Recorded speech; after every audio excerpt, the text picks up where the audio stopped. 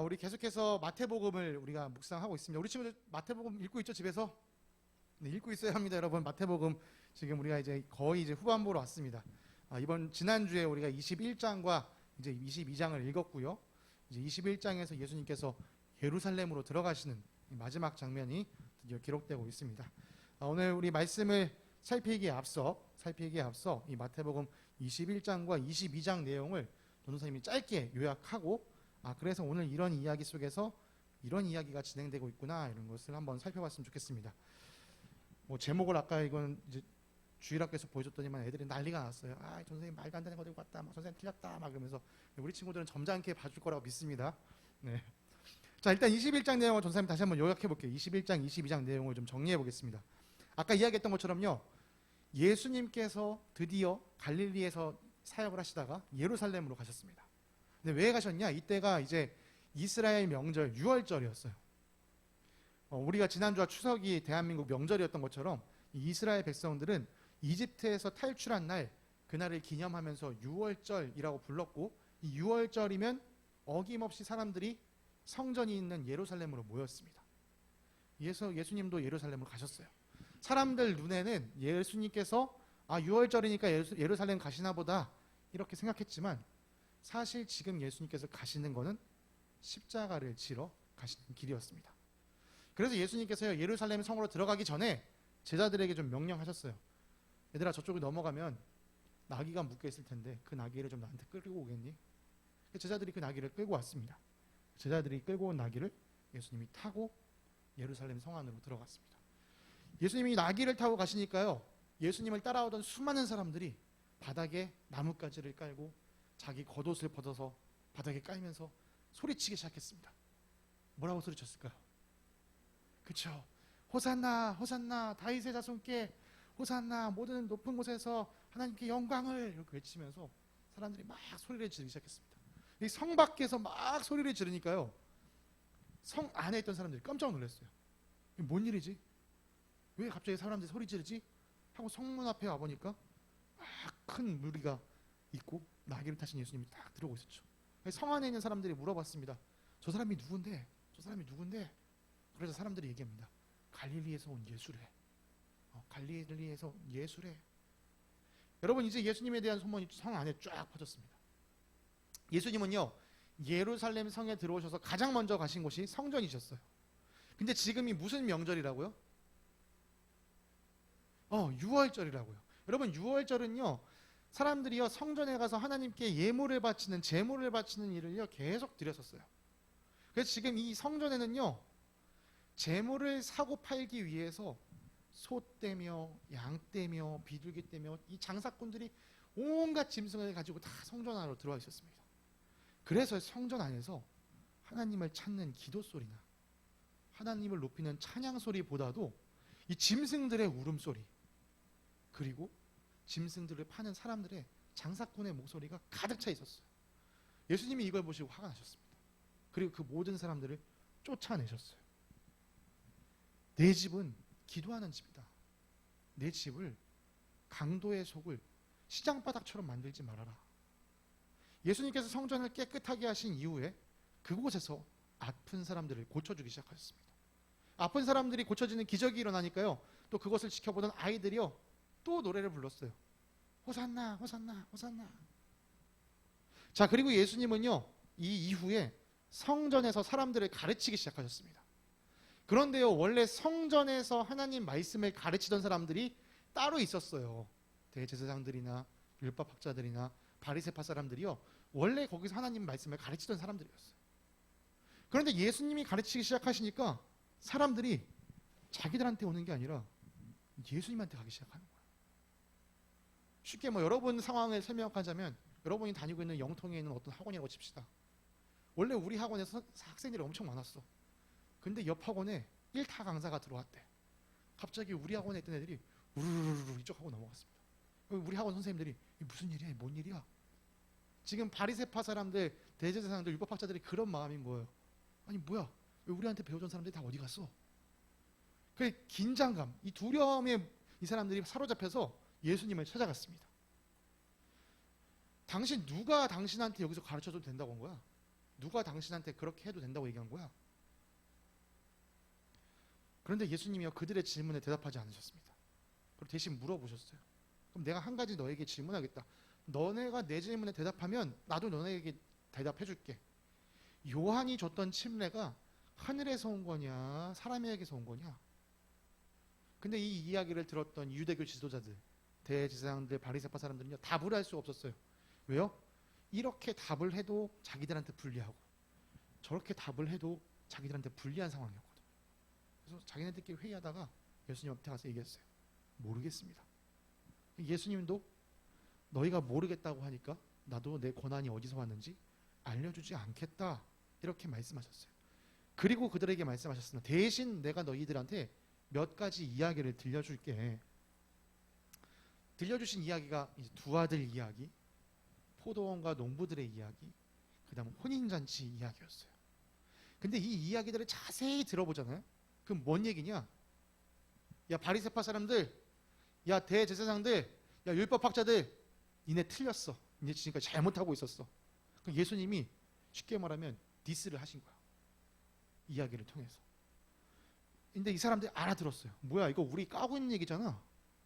우리 지금 우리가 잘못했다고 말하는 거잖아. 그러니까 이 사람들이 이제 화가 났습니다. 그래서 이 바리새파 사람들 그리고 율법학자들 사두개파 사람들이 예수님한테 도전장을 내밀었어요. 그게 바로 이제 22장의 이야기고 오늘 우리가 살펴볼 이 말씀의 이야기입니다. 자, 우리 먼저 함께 같이 말씀을 읽어보겠습니다. 마태복음 22장 34절부터 40절의 말씀 우리 한 목소리로 같이 읽어보도록 하겠습니다. 시작. 바리새파 사람들이 예수가 사두개파 사람들의 말문을 막아버리셨다는 소문을 듣고 한자리에 모였다. 그리고 그들 가운데 율법교사 하나가 예수를 시험하여 물었다. 선생님, 율법 가운데 어느 계명이 중요합니까? 예수께서 그에게 말씀하셨다. 내 마음을 다하고 내 목숨을 다하고 내 뜻을 다하여 주 너의 하나님을 사랑하여라 하였으니 이것이 가장 중요하고 으뜸 가는 계명이다. 둘째 계명도 이것과 같은데 내 이웃을 내 몸과 같이 사랑하여라 한 것이다. 이 두 계명에 온 율법과 예언서의 본 뜻이 달려 있다. 자, 지금 이 이야기가 뭐냐? 아까 말했던 것처럼 예수님이 자기네들을 디스하니까 우리도 예수님을 곤란하게 만들어 보자 하고 지금 질문을 가져온 거예요. 성경에 보면은 이 사람들이 3번 예수님한테 도전합니다. 첫 번째 바리새파 사람들이 와서 황제에게 세금을 바치는 것이 옳습니까? 이렇게 물어보고요. 그 다음에 예수님이 그 사람들을 이겨버리니까 기다리고 있던 사두개파 사람들이 와서 자 이러이런 모세의 율법 모세가 이렇게 하라고 했는데 그럼 마지막 부활의 때 이 여자는 누구의 아내가 되겠습니까? 이런 질문을 던지기도 했어요. 그런데 사두개파 사람들의 질문에도 예수님이 한 방에 KO 시켰습니다. 그러니까 옆에서 다시 보고 있던 바리새파 사람들이 야 우리가 다시 도전하자. 이게 마지막 3번째 도전이에요. 그 중에 율법학자 한 사람이 율법교사 한 사람이 예수님께 물었습니다. 선생님, 율법 가운데 어떤 계명이 가장 중요한 겁니까? 여러분 율법이 뭔지 알고 있죠? 율법은요 하나님께서 하나님의 백성으로서 이스라엘 사람들이 살 수 있도록 주어주신 법이 율법이었어요. 이집트에서 이스라엘 백성이 탈출했을 때 하나님께서 모세를 통하여 이스라엘 백성에게 주신 그 법, 그게 율법이었습니다. 여러분 이 율법을 가르치는 사람을요 랍비라고 이 사람들은 불렀어요. 그런데 여러분 이 율법이 총 몇 개의 계명으로 되어 있는지 혹시 여러분 아시나요? 500개 넘죠. 600 그럼 10의 자리가 더 있고 1의 자리가 더 있습니다. 600 아니요 좀 낮춰야 돼요. 10 좀 다운. 네 613개. 이 율법 구약 책에 있는 율법에는요 뭐뭐 해라 뭐뭐 하지 마라 이 명령이요 총 613개가 있어요. 그러니까 지금 이 율법학자가 뭘 물어본 거예요? 이 613개 계명이 있는데 당신은 그 중에 뭐가 제일 중요하다고 말할 겁니까? 여러분 일단 613개를 다 외우고 있는 것 자체도 힘들어요. 그죠? 그 중에 뭘 하나 고르는 것도 힘든데 사실 이 질문은 함정이 있습니다. 뭐냐면 이 당시에 랍비가 한 사람이 아니었어요. 랍비가 여러 사람들이 있었는데 이 랍비들 사이에서도 어떤 계명이 더 중요하다라는 게 답이 나려 있지 않았어요. 어떤 사람은 이게 더 중요하다. 그러면 딴 사람이 야 그럼 저건 안 중요하냐? 그럼 이 사람이 저게 중요하다. 그러면 또 다른 사람이 나타나서 야, 요건 안 중요하다는 거냐? 그러니까 랍비들끼리도 서로 이걸 가지고 토론을 계속했어요. 이게 중요하다, 저게 중요하다, 아니다, 요게 중요하다, 아니다, 저게 중요하다. 그러니까 이 율법학자는 생각한 거예요. 예수, 네가 율법 다 알고 있어? 나는 율법학자니까 난 다 알고 있는데 너 다 알고 있어? 네가 뭘 골라도 소용없어. 난 네가 이걸 고르면 그럼 이건 안 중요하냐고 난 물어볼 거니까. 너가 뭘 골라도 넌 나한테 당하게 돼 있어. 율법교사는요, 이런 생각으로 예수님께 물었습니다. 그런데 예수님이 그 율법교사의 질문에 이렇게 답을 하셨어요. 내 마음을 다하고 내 목숨을 다하고 내 뜻을 다하여 주 너의 하나님을 사랑하여라 하였으니 이것이 가장 중요하고 으뜸 가는 계명이다. 둘째 계명도 이것과 같은데 내 이웃을 내 몸과 같이 사랑하여라 한 것이다. 이 두 계명에 온 율법과 예언서의 본 뜻이 달려 있다. 여러분, 예수님의 이 대답은요, 정말 대단한 대답이었습니다. 정말 훌륭한 대답이었어요. 모든 걸 반격할 준비가 됐던 이 율법학자도요, 예수님의 이 대답 앞에서는요, 더 뭐라 할 말이 없었어요. 우리는 마태복음을 읽었지만 마가복음에 살펴보면 이렇게 되어 있어요. 예수님이 딱 이렇게 대답하시니까 이 율법학자가 듣다가 공격하려고 듣고 있다가 딱 이렇게 하는 말을 듣고 옳습니다, 선생님. 선생님이 하신 말씀이 옳습니다. 이렇게까지 인정했다라고 마가복음은 이야기를 해요. 그러면 도대체 이 대답이 왜 이 훌륭한 대답이냐? 우리가 그걸 먼저 한번 좀 살펴보겠습니다. 하나님께서는 모세를 통하여 이스라엘 백성에게 율법을 주셨다고 했습니다. 특별히 여러분, 하나님께서 모세에게 주신 율법 중에 가장 중요하다고 생각하는 게 혹시 있나요? 하나님께서 특별히 이거는 자, 좋습니다. 자, 이거를 꼭 기억하라고 돌판에 새겨 주셨어요. 그쵸? 십계명이에요.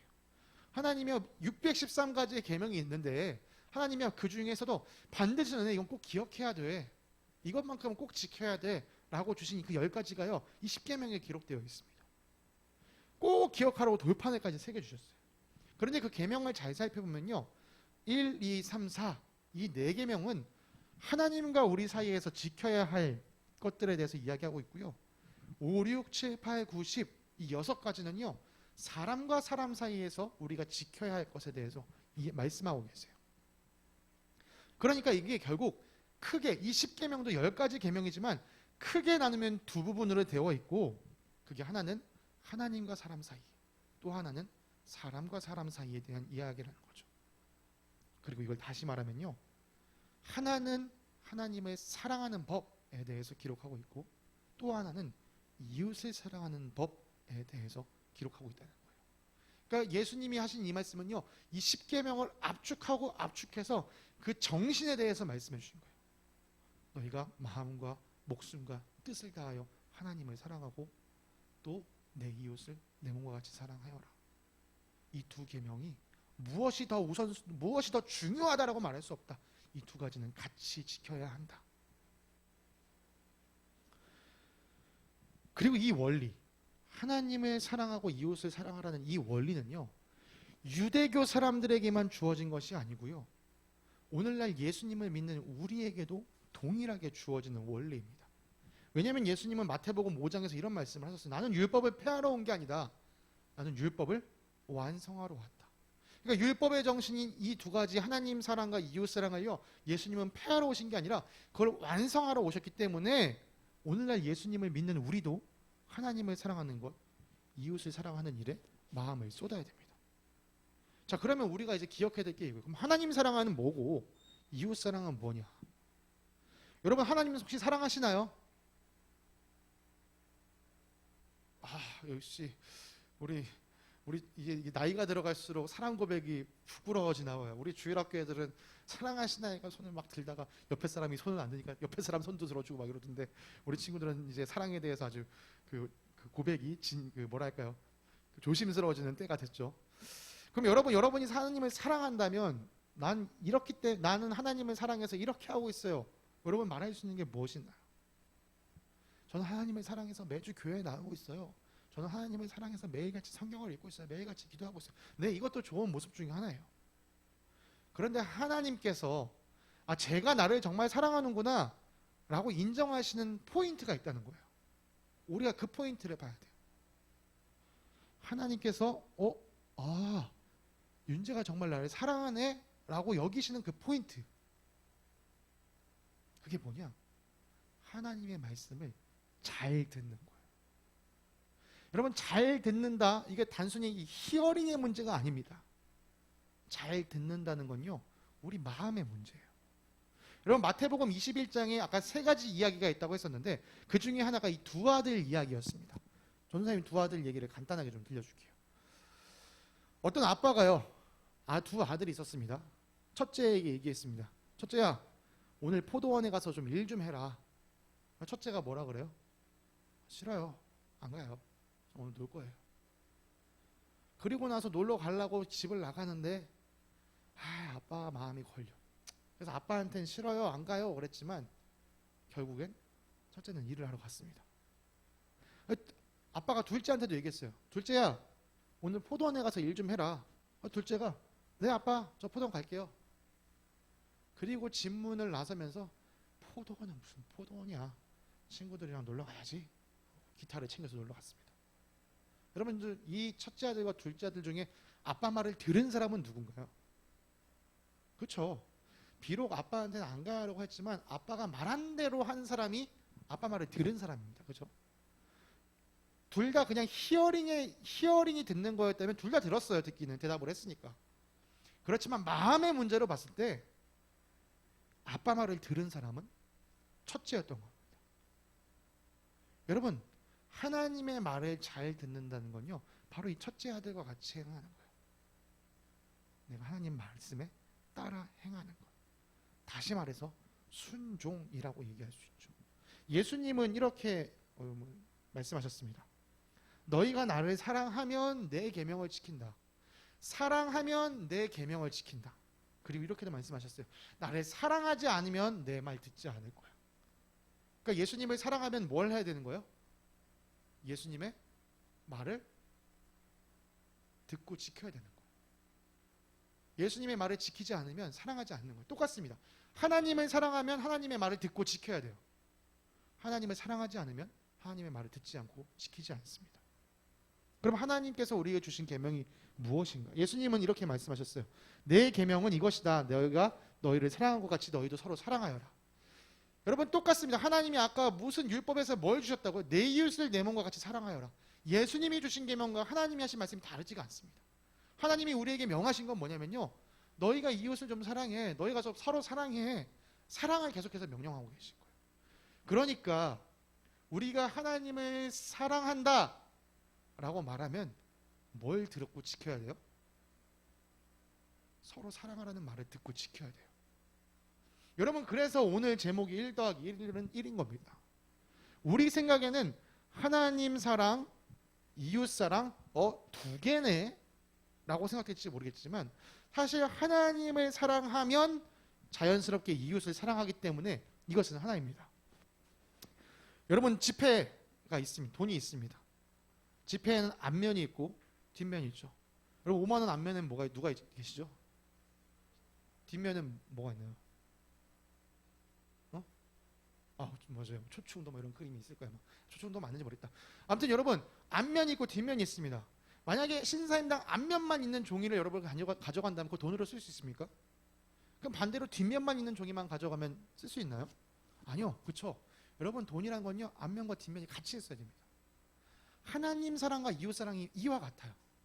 하나님 사랑만 있고 이웃 사랑이 없으면 그것은 율법을 이루지 못합니다. 반대로 이웃 사랑은 있는데 하나님 사랑이 없으면 그것도 율법을 이룰 수가 없습니다. 오직 하나님 사랑과 이웃 사랑이 하나 될 때 그때 율법을 이룰 수 있는 것입니다. 자, 그래서 다시 한번 정리합니다. 하나님 사랑하는 건요, 하나님 말을 지킴으로써, 하나님 말에 순종함으로써 이루어질 수 있습니다. 그런데 그 하나님께서 우리에게 이렇게 명령하셨어요. 내 이웃을 내 몸같이 사랑해라. 서로 사랑하여라. 그럼 여러분, 이웃을 사랑한다는 건 도대체 뭘까요? 이걸 알기 좋은 말씀이요, 마태복음 7장 12절에 있는 말씀이에요. 너희는 무엇이든지 남에게 대접을 받고자 하는 대로 너희도 남을 대접해라. 내 이웃을 내 몸과 같이 사랑한다는 건 뭐예요? 누가 나한테 이렇게 해줬으면 하는 대로 나도 그 사람한테 해주는 거예요. 한번 예를 들어볼게요. 요즘 날씨가 어제 엄청 더웠던 것 같아요. 왜 이렇게 날씨가 덥지? 뭐 친구랑 같이 있었는데 음료수가 한 잔이 있네. 목말라. 다 마셔버려야지. 옆 친구가 목이 마르든 말든 다 마셔버린다. 여러분, 이게 이웃을 사랑한다고, 내 친구를 사랑했다고 할 수 있을까요? 내 친구를 사랑했다면 나 목말라. 근데 내가 목마른 것처럼 얘도 목마르겠지. 내가 그럼 이거 마시고 싶은 것처럼 쟤도 이거 마시고 싶겠지. 여러분, 이렇게 서로 생각하면서 같이 마실래? 같이 나눠 마실래? 여러분, 이렇게 할 수 있는 게 사랑한다는 거예요. 여러분, 사랑을 너무 멀리서 찾으려고 하지 마세요. 여러분 삶 속에서요, 가까이 실천할 수 있는 걸 찾아야 됩니다. 그래서 전도사님은 여러분에게 이렇게 말하고 싶습니다. 내가 대접받고 싶은 대로 남에게 대접하는 법, 여러분 삶에서 이렇게 실천해 보십시오.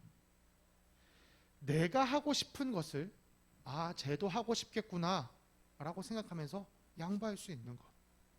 내가 하기 싫은 거를 쟤도 하기 싫겠구나 라고 생각하면서 내가 대신 솔선수범해서 섬겨주는 것. 여러분, 학교 생활에서 생각해 보세요. 여러분이 앞자리에 앉고 싶은지는 모르겠어요. 교실에서. 여러분, 앉고 싶은 자리가 앞자리 맞나요? 뒷자리인가요? 아무튼 자리 바꿀 때가 됐다고 칩시다. 난 앞에 앉고 싶은데 내 친구도 앞에 앉고 싶어 하네. 상관없어, 나 앉을 거야. 내가 앞에 앉고 싶은 것처럼 쟤도 앞에 앉고 싶겠지. 너가 여기 먼저 앉을래? 이렇게 여러분 배려하고 양보하는 것. 여러분, 청소 시간이 되었습니다. 막 청소하고 있는데 저기 뭐가 더러운 게 떨어져 있어요. 저 죽기 싫어. 여러분, 다른 사람도 죽기 싫을 거예요. 내가 죽기 싫은 거 쟤도 죽기 싫겠지. 그럼 내가 대신 치워야지. 여러분, 이 작은 섬김, 내가 하고 싶은 거를 남에게 해주고 내가 하기 싫은 걸 남을 위해 대신 섬겨주는 것, 이게 여러분 내 이웃을 내 몸과 같이 사랑하는 거예요. 그리고 이 삶에서 이 작은 실천이 더해져야 하나님께서 여러분에게 요구하시는 진정한 큰 사랑을 실천할 수 있습니다. 그게 뭐냐? 결국 다른 사람의 잘못을 용서해 주는 거예요.